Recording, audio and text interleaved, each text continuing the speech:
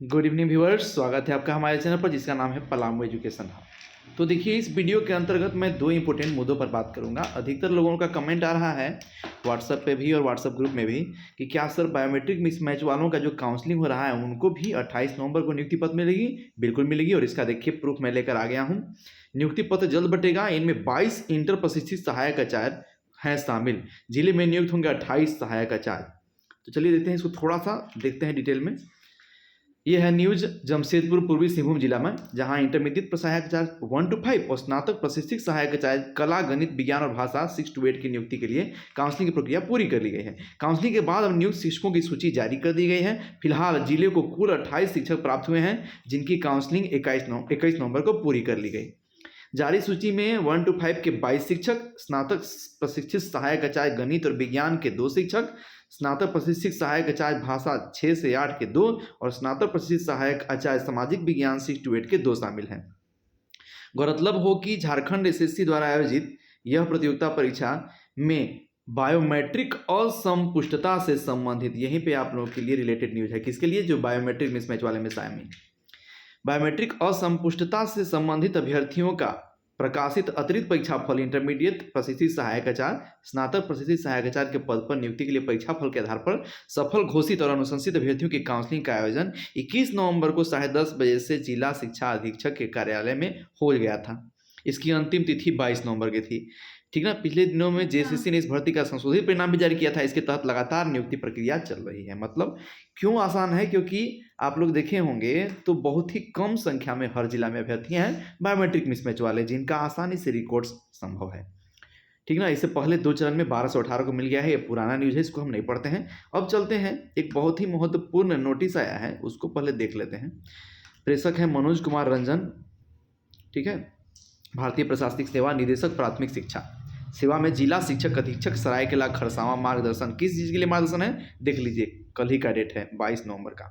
उपयुक्त विषय के संबंध में कहना है कि स्नातक और इंटर प्रशिक्षित सहायक आचार्य के पदों पर नियुक्ति हेतु अनुशंसित अभ्यर्थियों में से कतिपय अभ्यर्थियों के संबंध में कुछ मार्गदर्शन शिक्षा विभाग से मांगा गया था।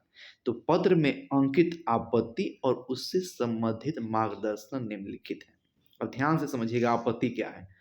आपत्ति है कि जेटेट उत्तीर्णता के उपरांत प्रशिक्षण सत्र पूरा होने के संबंध में जेएसएससी में जो सहायक आचार्य का एग्जाम हुआ, उसमें बहुत से ऐसे अभ्यर्थी हैं जो जेटेट पास के बाद प्रशिक्षण सत्र पूरा किए हैं। अब वो चाहे टीचर ट्रेनिंग किए हों, मतलब जी बीटीसी होता है, डीपी किए हों, बीएड किए हों, डीएलएड किए हों, तो क्या उनके लिए सहायक आचार्य में कोई दिक्कत हो सकती है? तो मार्गदर्शन दिया है विभाग ने, प्राथमिक शिक्षा विभाग ने। क्या? यदि अभ्यर्थी द्वारा जेटेट में उत्तीर्णता के पहले शिक्षण प्रशिक्षण सत्र में प्रवेश लिया गया है तो national council of teachers education के पत्रांक इतने तथा एसएलपी संख्या इतने ओमकार सिंह एवं अन्य में दिनांक 16 फरवरी 2019 को पारित न्यायादेश के आलोक में कार्रवाई की जाएगी। अब इसको देखते हैं, एनसीटी का क्या गाइडलाइन इसमें जोड़ा गया है।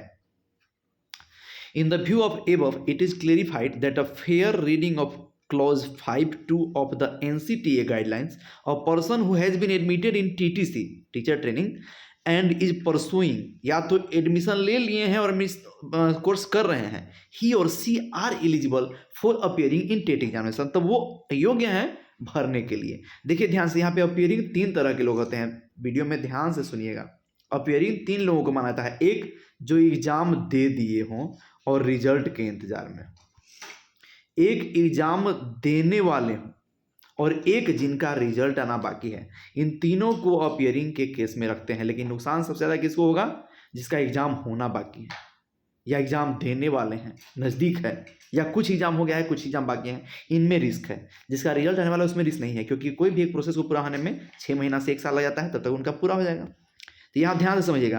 अ person who has been admitted in TTC and is pursuing, he or she are eligible for appearing in TET examination. TET examination appear हो सकता है, बैठ सकता है। If otherwise eligible as per extant guideline of TET circulated on 11 February 2011 as amended from time to time and notifications laid down by NCT regarding minimum qualification as amended from time to time. This issue has the approval of competent authority.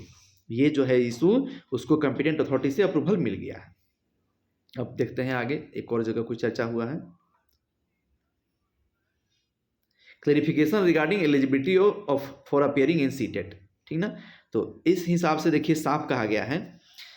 ये बात हम लोग यहाँ चर्चा करने का मतलब ये है कि आप टेट के लिए एलिजिबल हैं, न कि टेट पास करने के बाद सहायक चार्ज के लिए एलिजिबल है. अलग बात है कि केस चलने पर पक्ष में जाएगा, क्योंकि सबका लिस्ट निकालने पर डीवी कराने पर ऐसा किया गया है. तो आई होप रिजल्ट अच्छा है. मेरे तरफ से सभी लोगों को शुभकामना है. ठीक ना. देखते हैं क्या होता है. Let's see, let's wait and watch.